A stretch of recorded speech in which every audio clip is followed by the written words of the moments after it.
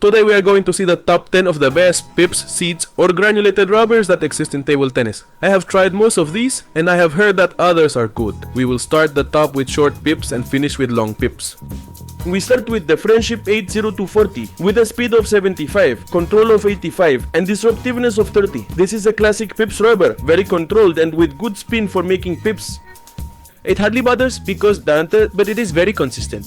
So now we continue with the Yinhe Uranus Pro, also short pips with a speed of 80, a control of 85 and a disruptiveness of 35. It is the most economical complete pips with incredible control and a better balance than the previous rubber.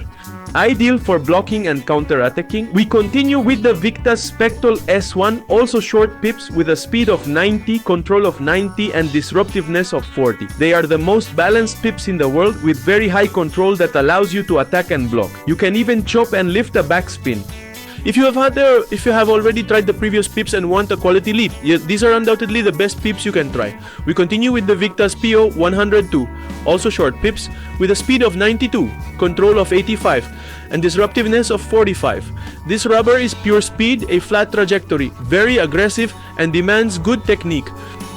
If you play fast, this rubber is super ideal for you. We continue with the Yasaka Raksapo. These are also short pips, but this is practically a smooth rubber with a speed of 88, a control of 88, and a disruptiveness of 35. They are the spinniest pips on the market. It allows you to open as if it were an inverted rubber and is very modern and clearly less disruptive. Perfect if you don't want to lose your top spin game. We continue with the Nittaku Moristo SP, also short pips with a speed of 95, control of 81 and disruptiveness of 40. This is also one of the offensive short pips, very fast, ideal for finishing points and widely used at a high level. We continue with the Dr. Neubauer KO Extreme, which is actually the rubber I am using on my backhand. They are Terrell medium pips with a speed of 83, control of 81, ponchepinan and disruptiveness of 75. This is truly a very unusual rubber because unlike other medium pips that tend to be either rather short or rather long, it is a very clear midpoint. I think this rubber has the most genuine midpoint of medium pips. It generates a very low and unusual ball. It is useful for blocking, attacking, chopping. It is very disruptive now but also quite offensive. We continue with one of the most famous long pips rubbers in the world, the Victas Curl P1 P1 with a speed of 70, control of 95 and disruptiveness of 80. Basically, this is a rubber for classic defense, good control, or chop with a lot of spin, a quite technical rubber.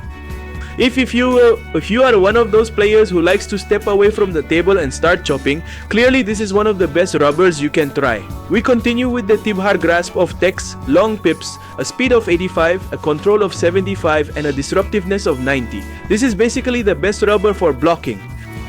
It has a lot of spin reversal and incredible floating ball and is clearly very uncomfortable. We continue with the Dr. Neubauer Troublemaker, also long pips with a speed of 75, control of 85 and disruptiveness of 95. Plento. This, just like the previous one, is to create chaos on the table. Very uncomfortable balls, unpredictable and difficult to control. And well, that was basically the whole top. If there is a better rubber, whether medium pips, short pips or long pips that you want to mention in the comments that you think is worth it, you can leave it to help more people. Thank you very much for watching the video and see you in the next one.